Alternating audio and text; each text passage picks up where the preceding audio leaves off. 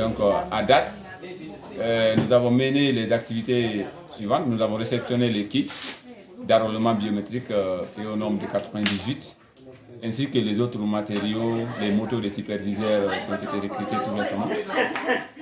Également les kits sanitaires et autres accessoires, les gilets pour les agents recenseurs. Les kits ont été réceptionnés avant-hier. On a procédé à la configuration et au login des différents superviseurs pour procéder aussi à la répartition des kits.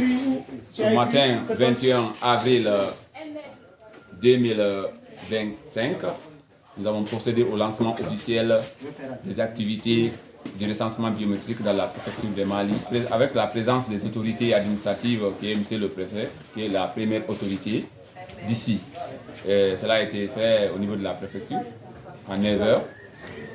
Après ça, il a donné instruction ferme aux différents présidents de délégations spéciales et les sous-préfets de venir chercher les différents kits et autres matériels de recensement pour acheminer dans les différentes sous-préfectures afin de procéder au lancement dès demain dans leurs différentes sous-préfectures aussi et pour que les agents soient vraiment opérationnels. C'est Touré Amadouri, le président de la délégation spéciale de la commune urbaine de Mali. C'est aujourd'hui qu'on a lancé les activités de recensement. Donc les kits sont arrivés avant-hier, donc il fallait aussi les repositionner pour nous permettre de lancer et le lancement a été effectif ce jour. Donc c'est une phase cruciale de la transition surtout. Déjà nous sommes en train d'utiliser les leaders religieux, la radio rurale de Mali pour faire passer le message et en même temps les personnes ressources dans les différents districts pour faire comprendre aux citoyens l'enjeu qui est là.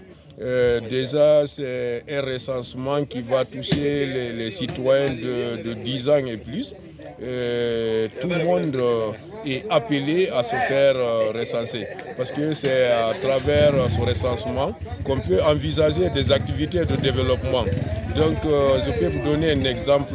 Maintenant là, dans mes localités, il y a des gens qui viennent avec des demandes pour des postes de santé et il faut étudier la démographie pour envisager une activité de développement. Parce que si le recensement n'est pas là, on ne va pas comprendre est-ce que vous êtes au nombre de 500 ou de 1000.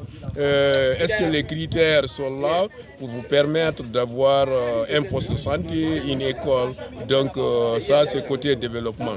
Ensuite, tout citoyen maintenant, à travers ce recensement, c'est dit, aura un identifiant pas comme les recensements dans les années passées. Tu peux te recenser ici et aller de l'autre côté se recenser. Cette fois-ci, tu te recenses une seule fois, tu as un identifiant. Donc pourquoi on a pris aussi les gens de 10 ans? Parce que vous verrez que le plus souvent, le recensement se fait après chaque 10 ans. Donc au fur et à mesure que ces gens-là vont avancer en âge, ceux qui n'ont pas encore 18 ans, on seront en mesure d'extraire un fichier électoral, donc récupérer les gens au fur et à mesure. À Mali, le lancement a été fait bien avant notre arrivée par M. le préfet du Mali et nous on a continué pour faire le constat. Certains kits avaient des problèmes avec l'apport du digitaliste, on a pu régler tous ces kits-là.